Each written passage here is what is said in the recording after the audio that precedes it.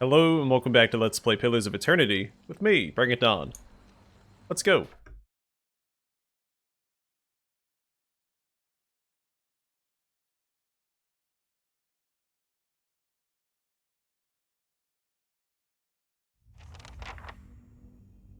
Cool. Gotta level up on the Devil of Karak. Should be max level, so we'll spend all of our points here.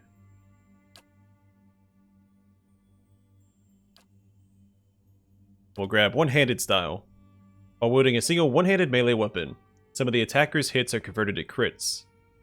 Plus 15% of hits converted to crits with one-handed melee weapons. Fantastic. Sure.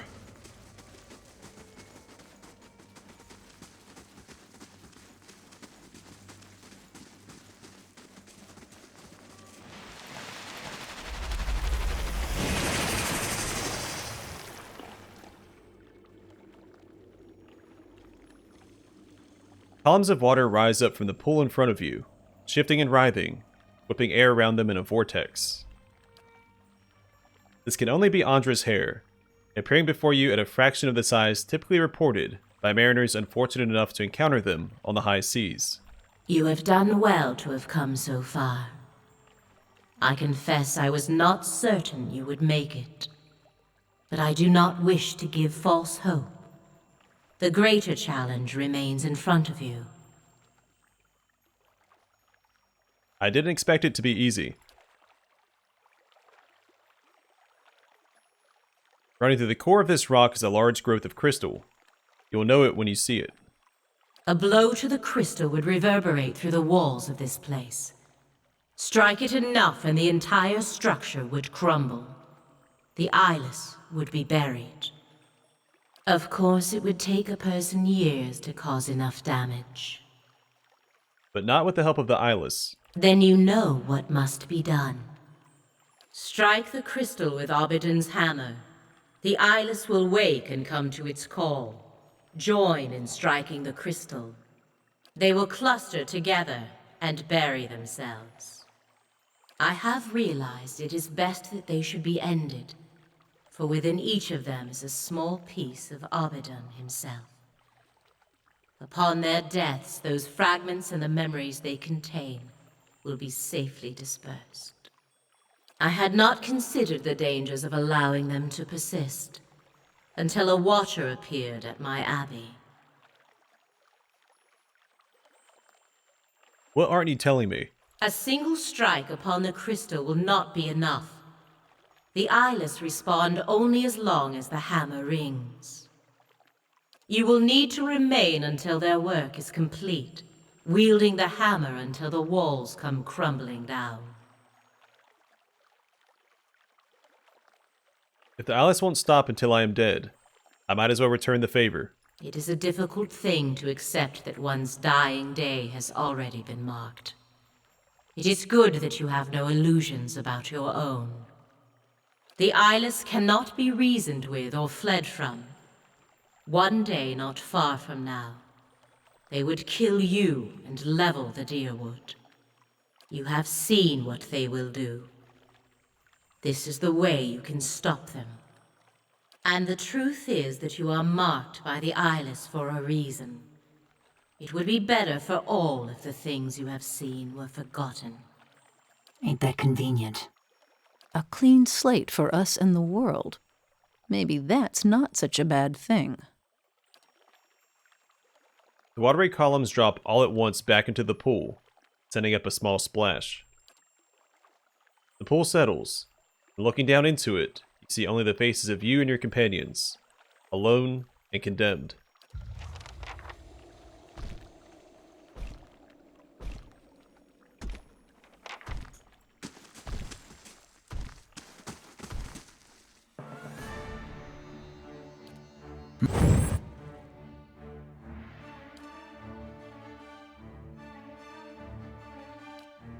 What? No!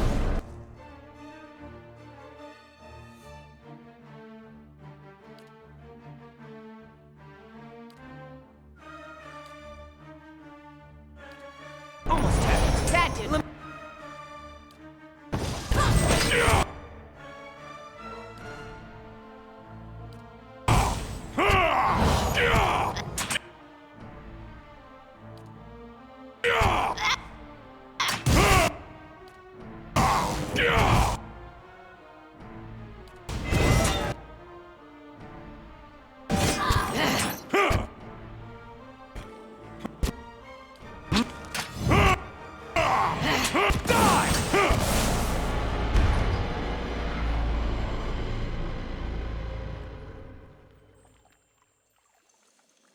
Cool.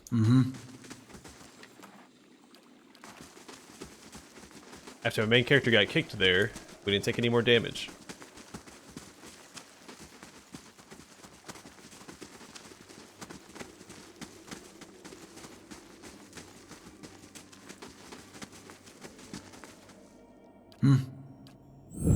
I bring you your end.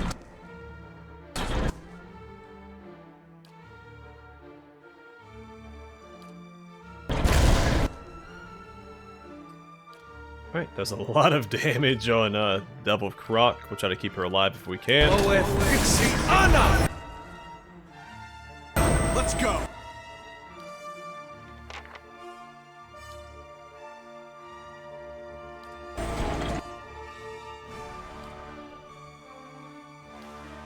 Need something?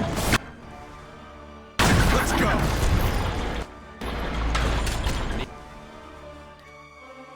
Need something? Othek were the rock.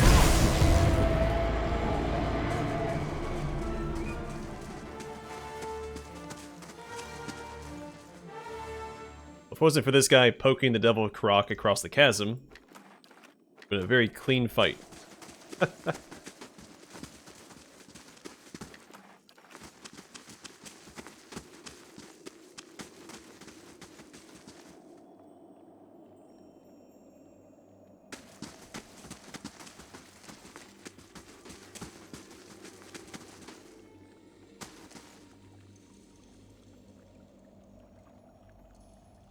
Judging by claw marks and scales around the edges of this pool, you believe it is regularly used by Logophaid. You see something shimmering in the depths of the frigid, murky water. Senzawa. No, Minea. Minea dives in and immediately feels the cold bite of the water. The water is calm, but a person with a weak constitution will suffer greatly if submerged for more than a few moments. Dive toward the shimmering light. Minea shrugs off the intense cold and dives toward the light. Sorry, it's making sound still. Minea shrugs off the intense cold and dives toward the light glinting in the murky depths of the ice cave.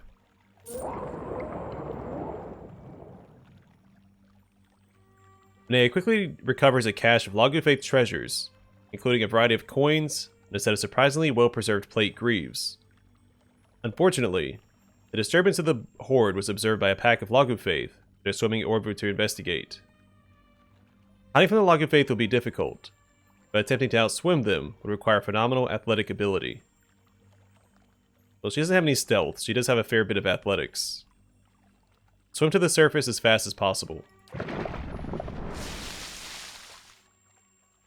Minea confidently launches off the bottom of the ice cave. Even with the Logophaid's treasure under one arm, Minea manages to easily reach the surface ahead of their clawing hands.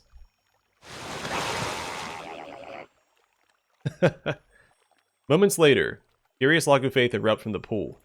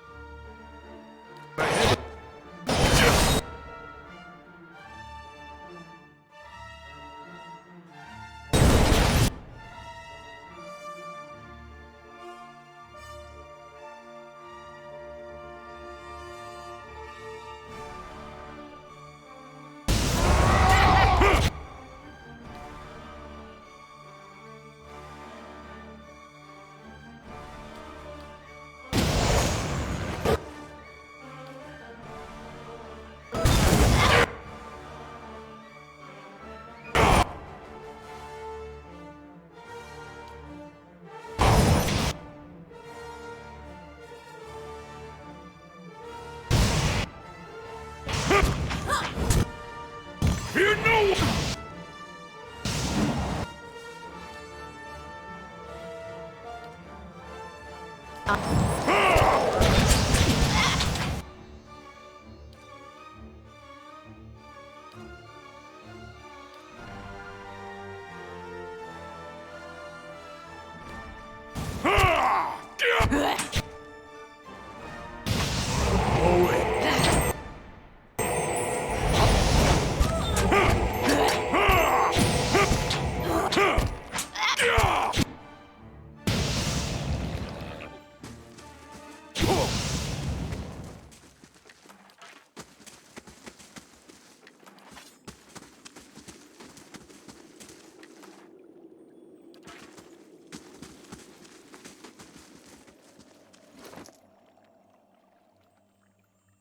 Alright, Freethier's Plated Greaves. 5% armor speed penalty, plus 3 damage reduction against slash, pierce, and crush. Grants wild sprint once per rest. Plus 3.5 move speed, plus 12 defense when disengaging. Not stopped by engagement for 5 seconds. Freethier, the Coward of Kindle Vale, led more battles than most men fought. He nevertheless rose to the rank of Steadman, likely because he survived his doomed platoons, I almost said patrols, on several noteworthy occasions. After an otherwise undistinguished military career, he was finally caught abandoning his comrades during a minor skirmish in the War of Black Trees. His commanding officer executed him on the spot. Yeah, I don't like the armor speed penalty. The damage reduction is nothing to shake a stick at either.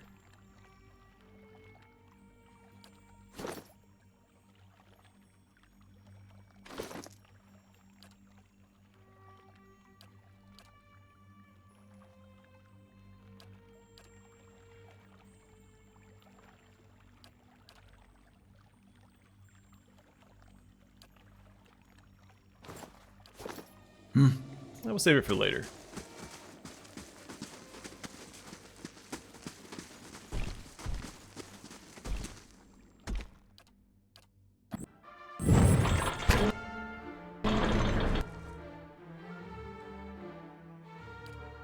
Zara is ready. Mow it. Eat. Oh, sorry, it's immune to shock damage. I've been sitting here casting. I remember they were immune to burning. That's why I've been using Flames of Devotion or anything. I forgot about the shock immunity.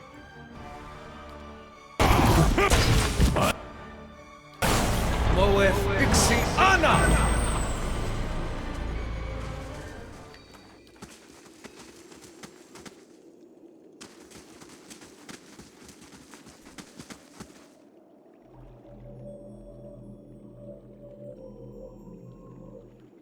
The crystal calls to us.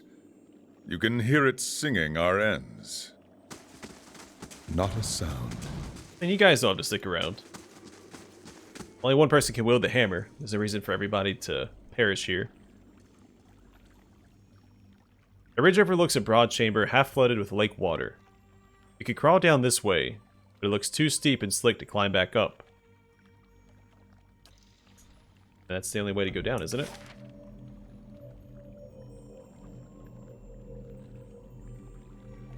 Yeah, it's not a very big dungeon. Alright, climb down.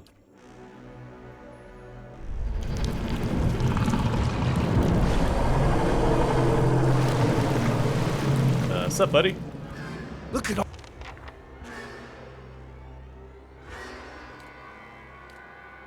all those tentacles.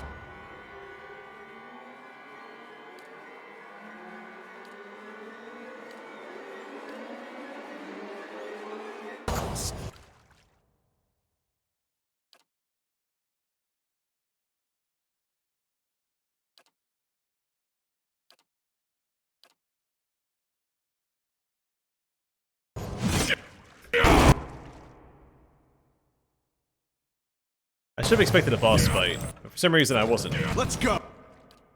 Let's go and pop this.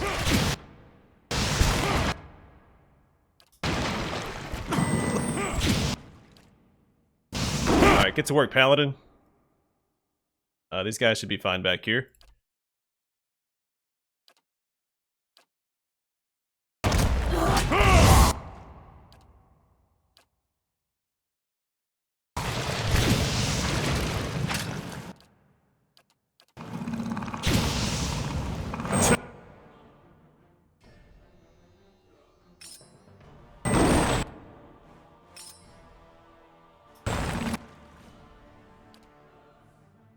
Oh, just keep swinging.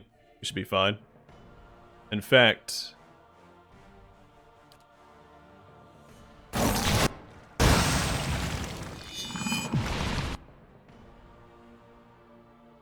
Go ahead and do that, and let's go and pop this as well.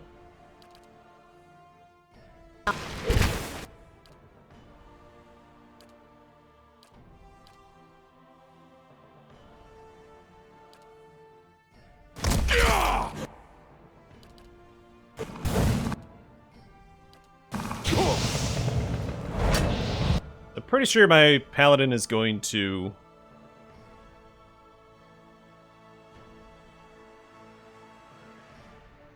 solo this guy. Gonna pop a potion of power just to make sure that he does.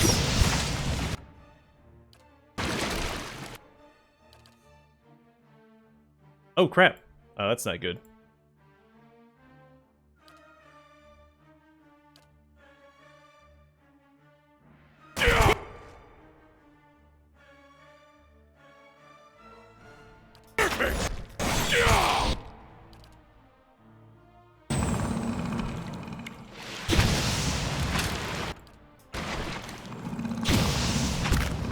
Let's go.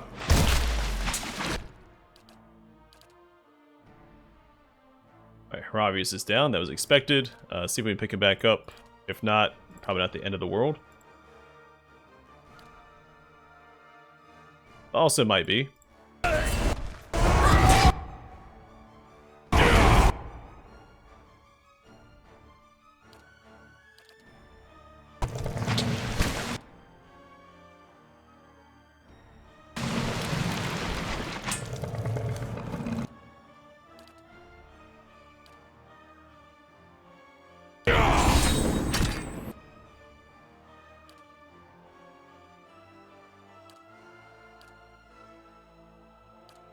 What? Look.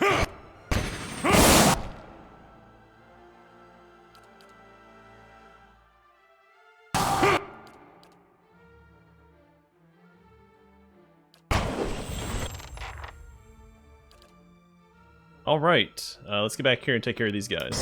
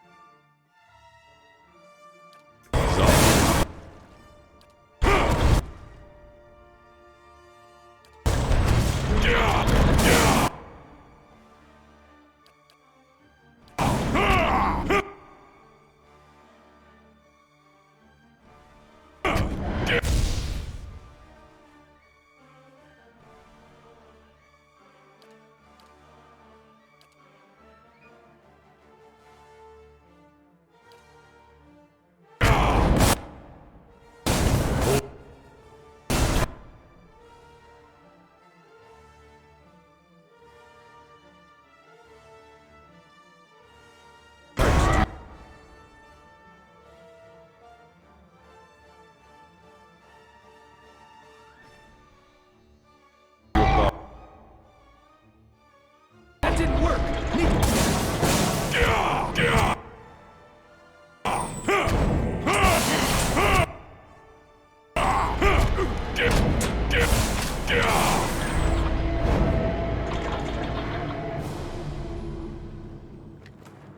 Alright, nothing to it.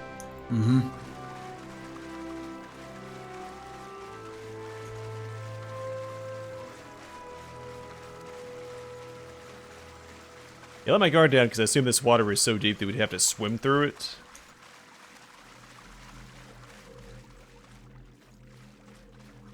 It's partially the case.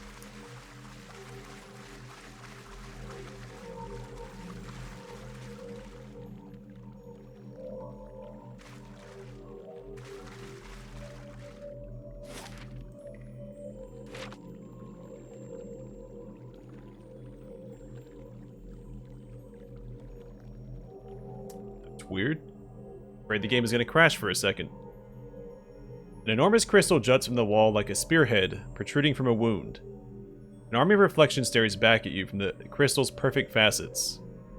It echoes the sound of your footsteps in soft, ringing hums. I have come to peace in your company. My soul no longer clings to this existence. Allow me to return the favor. Allow me to stay behind.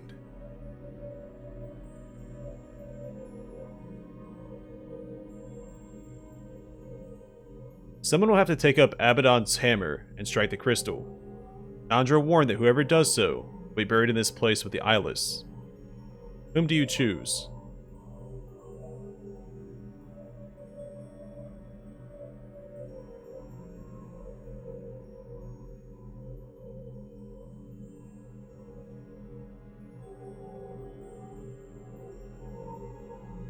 So I don't... I mean, there's no way that it's going to kill me off, right? Now, I'm a little hesitant because Obsidian made Fallout New Vegas, and there were ways to have game overs during the DLC for that game.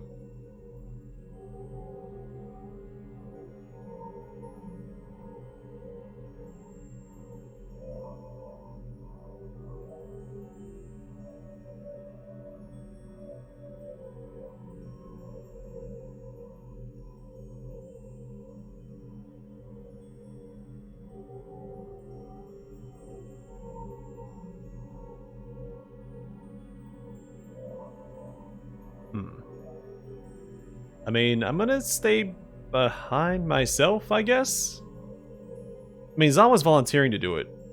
Now, as the Anitle, it's possible he could survive. Right? He's basically a superhuman. That's a tough call. Let's step back and consider this further. Yes? What do you need of Zawa? Yeah, I never spoke to him after we finished this quest. You seem different. Oh? Have you been into my Malkakoa pouches? Zawa smiles. In some ways, I am much the same as I was. My people ended, and I could not help them. This will always color my thoughts. Yet in all my years of searching, there was something I had not allowed myself. What's that? When Alpaska dies, the body is laid in a pit. All who knew him take turns dropping worms into the pit with the body. We do it to learn to embrace death, but also to speed him onto his next life. It is our way of saying farewell. Tradition says that if we do not do this, the deceased warrior's spirit remains trapped in the body. Though it is tempting to keep his spirit to ourselves, we fail him. We do not let him pass on. In the Malkakoa vision we shared, I saw that all of Takan was in that pit now. I was the only one left who could cast the worms. They were waiting on Zawa. You say Zawa is different. I believe I am in this one way. I am different because I have cast the worms. It was with your guidance that I came to do this. And I'll continue to walk your path until I've returned the favor.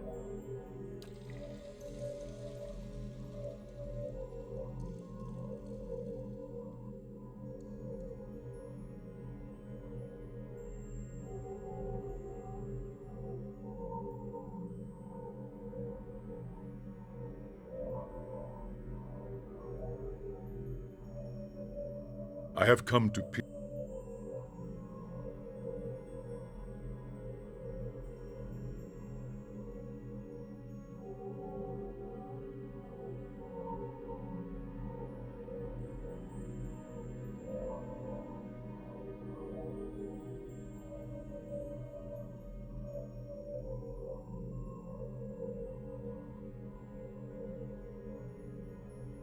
Yeah, I'm really not sure what to do here. I'm not sure if someone's gonna die. I mean, Zawa was the only one that was voice acted. And is volunteering to stay behind. If he stays behind to strike the hammer, or with the crystal, do I lose the hammer? I would like to keep it.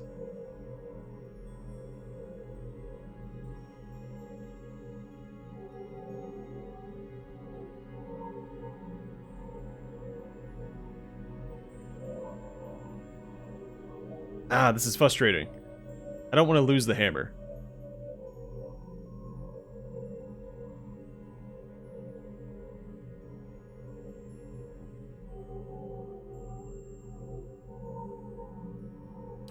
Alright, maybe... Let me look at my stats.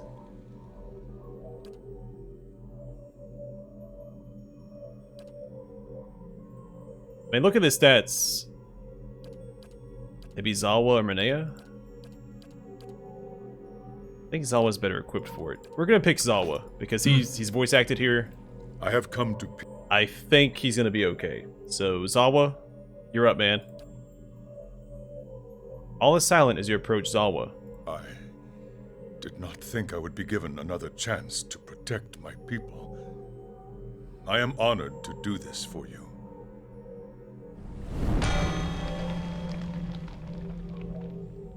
Zawa hefts the hammer and swings it at the crystal.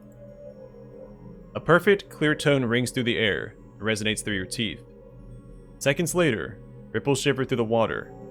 Something big is coming. Zawa lifts the hammer again. It gives you a final nod. You scramble out of the flooded cavern and flee through the tunnels.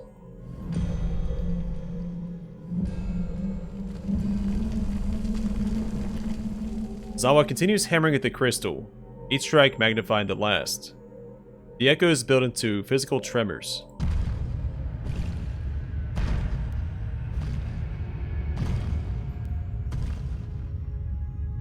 Meanwhile, a heavier rhythm pulses through the cave. Footsteps. Dozens of them. You round a corner only to see a line of eyeless advancing. The creatures stagger to the rhythm of the hammer thuds below, yet they crane their necks toward you, ratcheting back their piston arms. Cast Repulsing Seal. Consider who will cast it. Oh, Durance is the only one. A glowing seal blooms from the ground. The first two eyeless step onto it and fall backwards, taking most of the others with them. Dodge past the eyeless. You sprint past the distracted monsters. Fortunately, the creatures are too focused on the hammering to give chase. They continue toward the cavern. Zawa maintains a steady tempo on the crystal.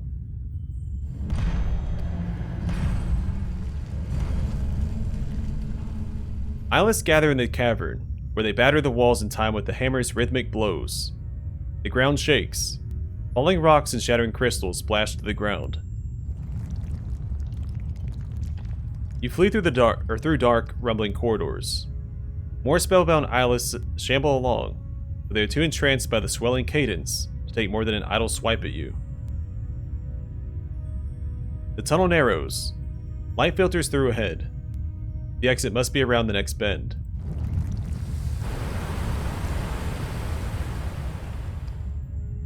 But it's clogged with rubble. Meanwhile, the ground drops several feet at once, and the tunnel begins rolling on its axis. The distant sound of rushing water echoes from the cavern. A frenzy. A frenzy and smash the rubble. Consider who will do it. Manea.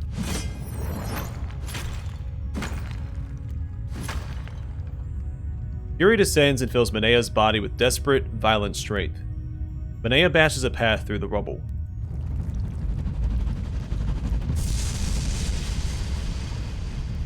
The moon shudders again. You escape onto the ice just as another thunderous crash sounds from below.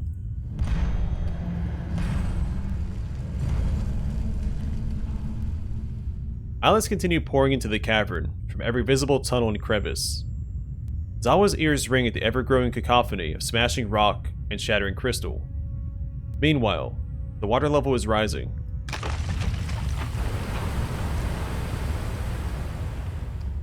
A skull-splitting crack rends the air, and a surge of water knocks Zawa from his feet.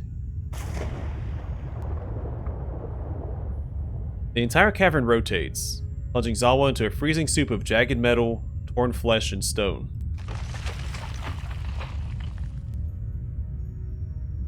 You dash across the lake. The ice squeals and crackles, rocking dangerously underfoot. The sinking moon groans. Long fissures race across the ice. Scout for a more stable place to cross. The surface of the ice is riddled with cracks. Only someone who knows what to look for can find safe passage. Who will go?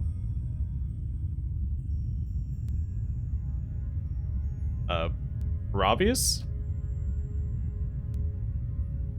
Ravius leads the way across the ice. That's why I respect him. He doesn't have survival, does he? Should have been my main character.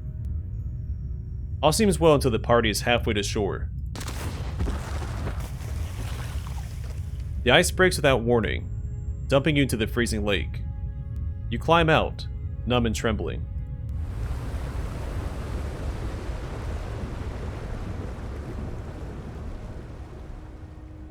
At last, you reach the safety of the shore. In the middle of the lake, only the tip of the moon is visible above the ice. You watch in silence as it sinks into the depths.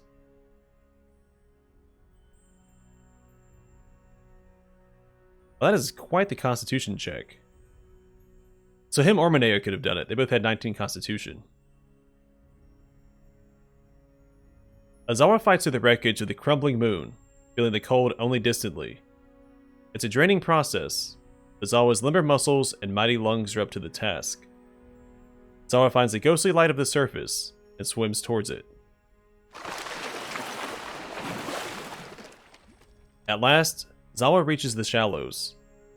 Zawa punches through a thin crust of ice and crawls ashore, trembling but alive. I'm glad he survived. Had he not had that voice-acted segment during the book event, I would have stayed myself. But my character doesn't have 19 constitution, so I wonder what would have happened. You stand at the edge of the lake. The bobbing of the ice and the rippling of the water's surface slows until you're looking at a moment frozen in time. When the world begins moving once more, it moves in reverse.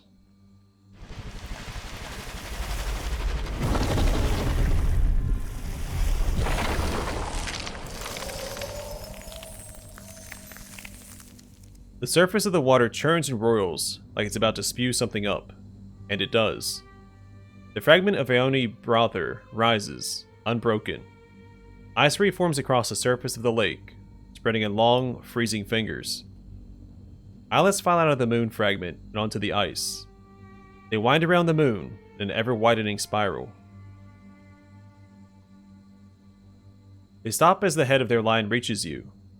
They speak in a single voice that resonates with grinding metal and hissing steam. We shatter and sink, discarded like worn tools. Why have you consigned us to oblivion?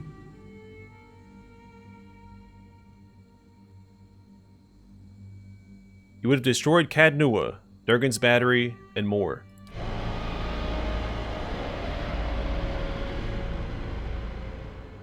Their protest is as sharp as squealing metal. Blasphemy! These are jewels of civilization. They are sacred. We would sooner sacrifice our own bodies than dislodge a single stone from such a place. Why do you torment us with baseless accusations? Who else could have done such damage to a mighty Pargrun fortress?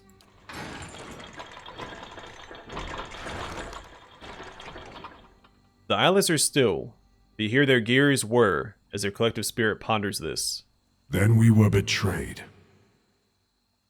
Yes, you were transformed against your will. And we were made to betray something we cherish. You feel their bitter agony like a hammer strike. The legacy of the Ingwithans, you mean? The bedrock of civilization.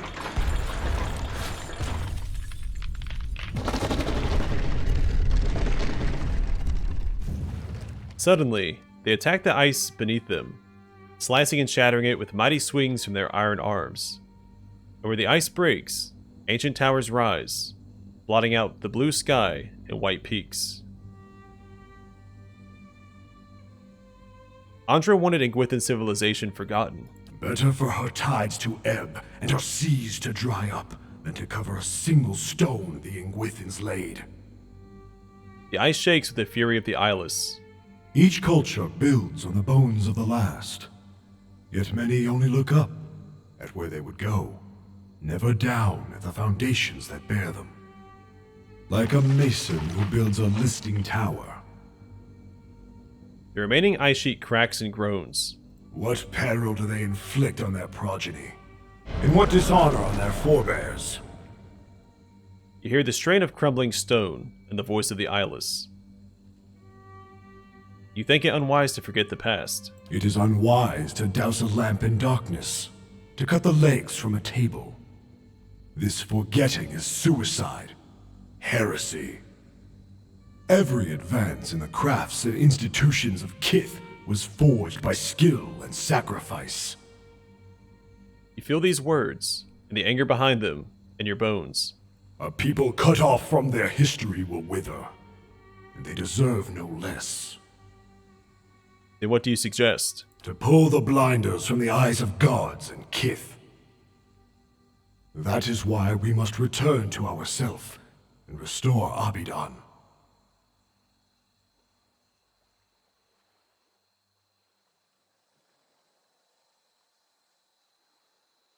What do you mean about returning to yourself? When Ione Brotha fell, Abidan lost much. His will to preserve, the memory of how and why he died. But he built us with fragments of his own soul. In returning, we can restore what was taken from him.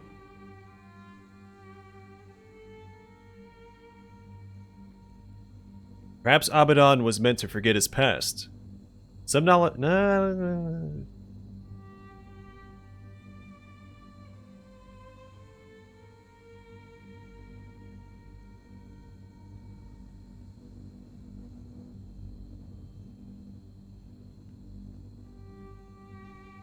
You speak as if history were a guide, yet it doesn't always provide a good example. Then do not look to it for one. History is not a moral force, but a set of facts. These facts show Kith where they have come from, and how to move forward. The Deerwoodans and Glenfathans have fought 2 wars over their history, and they still haven't moved forward. I disagree. They're relatively peaceful now. It's just the people that... Typically not even Deerwoodans. People from outside the Deerwood come in and provoke them by stealing their relics. I've said my piece. And we have listened. Yeah, I'm not going to make those arguments. I don't agree with them.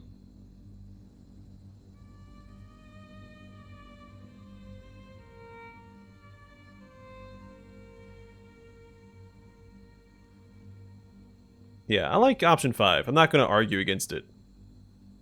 Very well. Return to yourself. Be the god of preservation once more. We shall see this world and its people restored.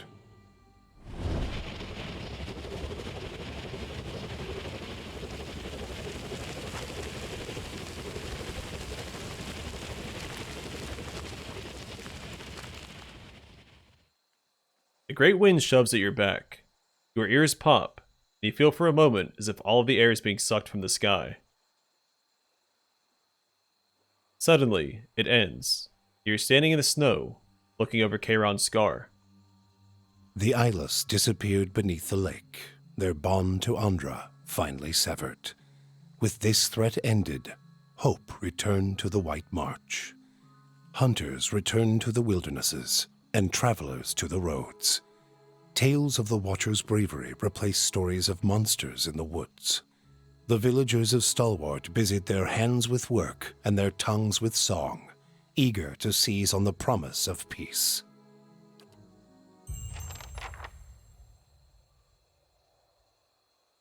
Alright, so Abaddon's hammer has been upgraded.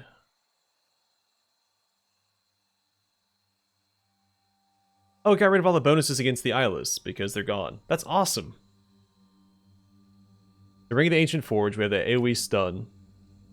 Abaddon's Labor, which we saw before, it fatigues us for a bunch of crush damage and a pushback. It's mythic instead of legendary. Awesome.